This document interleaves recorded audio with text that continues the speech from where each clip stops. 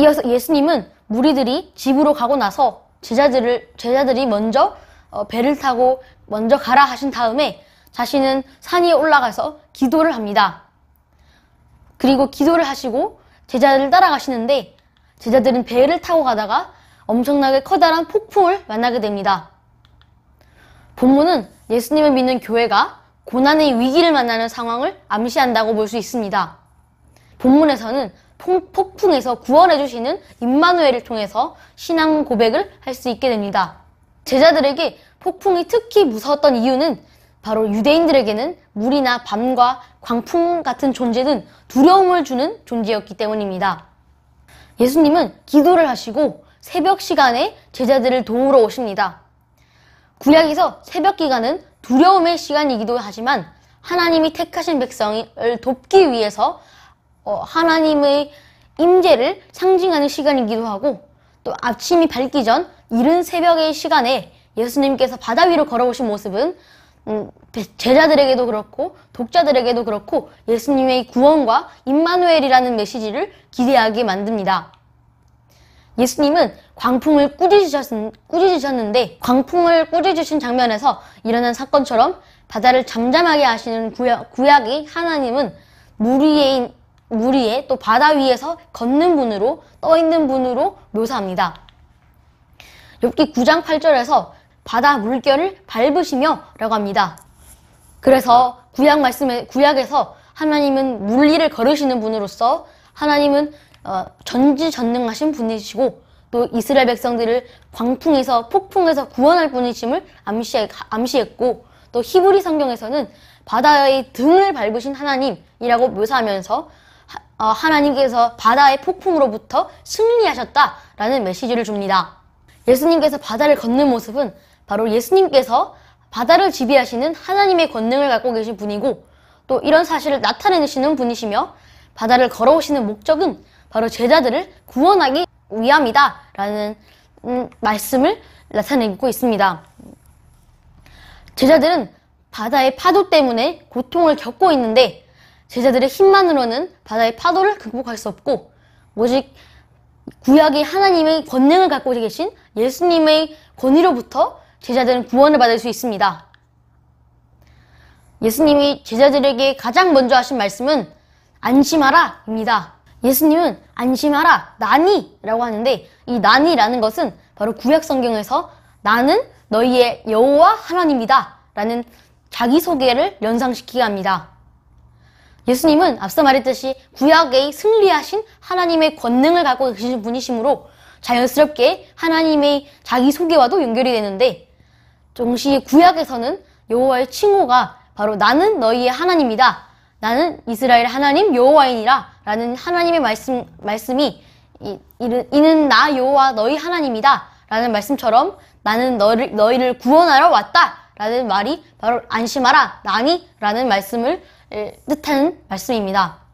마태복음 11장 28절은 매우 유명한 말씀으로서 예수님께서 수고하고 무거운 짐진 자들아 다 내게로 오라, 내가 너희에게 쉼을 주리라 라는 말씀인데, 이 말씀은 예수님을 믿고 나아가면 베드로처럼 예수님을 믿고 바다 위로 간다면 그런 폭풍 속에서도 예수님의 치유와 쉼을 얻을 수 있지만, 하지만 베드로는 처음에 믿음으로 바다 위로 올라갔지만 하지만 바람을 보고 겁이 나서 겁에 질려서 바닷물에 빠지게 되고 주여 저를 구원하소서 라고 했습니다.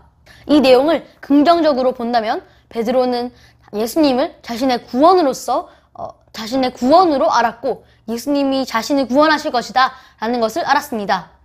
하지만 부정적으로 본다면 베드로는 예수님께서 자신을 구원하실 것을 알았으나 그걸 완전하게 믿지 못했고 그러므로 믿음이 부족함으로 말미암아 바다에 빠지게 됐다라고 볼 수 있습니다. 베드로가 예수님께 바다에 빠져가는 고통 중에서 예수님을 향해 구원의 호소를 하는 장면은 시편 69편 1절에서 3절에 나온 하나님이여 나를 구원하소서 물들이 내 영혼에까지 흘러왔나이다 라는 그런 말씀과 연결이 됩니다. 베드로는 믿음이 작은 상태에서 예수님께 구출을 받았습니다. 예수님이 구원하신 다음에 베드로의 믿음이 작았던 문제를 지적하시고 또 믿음이 큰 사람이 되기를, 즉 예수님께서 항상 함께 하신다는 것을 믿고 두려워하지 않기를 원하시는 예수님의 말씀은 물 위를 걸으신 예수님의 내용이 나오는 22절에서 33절에서 자세하게 설명하고 있었습니다.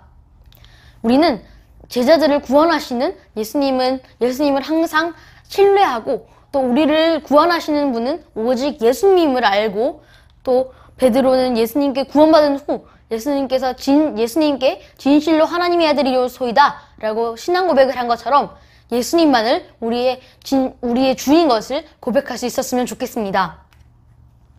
베드로는 예수님께 구출을 받은 후 진실로 하나님의 아들이로소이다 라는 신앙 고백을 하는데, 이 말씀은 하나님의 순종하는 종으로서 이 땅에 오신 메시아라는 예수님께서 그런 메시아이심을 말하는 것이고, 또 하나님의 아들이라는 것은 처음으로 제자들이 하나님의 아들이라고 말한 내용으로서 굉장히 중요한 내용인데, 하나님의 아들이라는 칭호는 바로 베드로가 예수님이 바로 이 땅의 우상들이 아닌 진짜 하나님의 아들이라고 고백하는 것이고, 마태복음에서 베드로가 말한 것처럼 하나님의 아들이라는 칭호는 바로 하늘아버지와 예수님의 관계를 설명하는 말입니다.